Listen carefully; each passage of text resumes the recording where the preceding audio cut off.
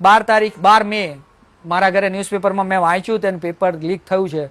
એટલે મેં પેપર પછાડીને પપ્પાને વાત પણ કરી, પપ્પા આ બધું જોજો, કહાન હમણાં ફાર્મ પરથી આવે એના હાથમાં નહીં આવવા દેતા, છોકરો હમણાં ડિસ્ટર્બ થઈ જાય વેકેશનના મૂડમાં. અને ખરેખર એવું થયું. ફાર્મ પર જ હતો, એના કોચિંગ ક્લાસમાંથી એના પર ફોન કે મેસેજ ગયો હશે કે વોટ. હું કોર્ટ ઉપર હતો, મારા પર ફોન આવ્યો, ડેડી હું અત્યારે અમદાવાદ પાછો જાઉં છું. મેં કીધું શું થયું? પેપર લીક થયું છે અમારા કોચિંગ ક્લાસ. બેટા હજી ગવર્મેન્ટની કોઈ ઓથોરાઇઝેશન પરથી નથી ફોન આવ્યો કે એ તો આવી જશે, કન્ફર્મ છે પેપર લીક થયું છે, અમને કોચિંગ ક્લાસવાળા પાછા વળે. ઓકે બેટા હું કોર્ટ ઉપરથી આવું છું, પછી હું મૂકી જાઉં છું. નહીં મમ્માને કહો મને ઘરેથી લઈ જાય.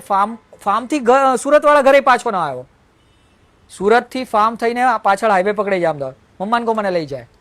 પછી બોલ્યો કે ડેડી હું છે ને 2 મહિના સુધી ઘરે નહોતો રહેવાનો, મારી બુક્સ ને પશ્ચિમ બધું સેટ કરીને આવ્યો, કે જે બીજા ફ્રેન્ડ્સને આપવાનું તો એને આપી દીધું, નોટ્સ બધી પશ્ચિમમાં આપી દીધી.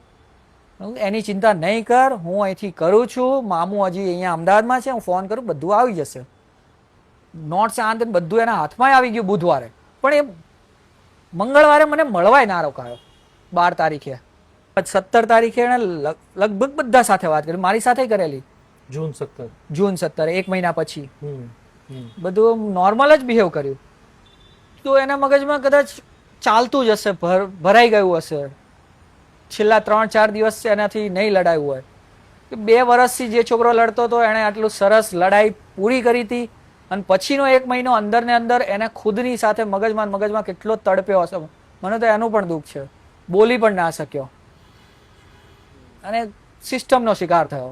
બસ એક જ વસ્તુ, જે મારો છોકરો આટલો શાંત હતો એને સિસ્ટમે કેટલો ગુસ્સે કરી નાખ્યો હશે, કે જે છોકરાએ કોઈ દિવસ કોઈની જોડે આટલો મોટો થયો, તું તડાક કરીને વાત નથી કરી, બહારનાની પણ નહીં, એના નાના ભાઈને પણ કોઈ દિવસ કંઈ નથી કહેતો.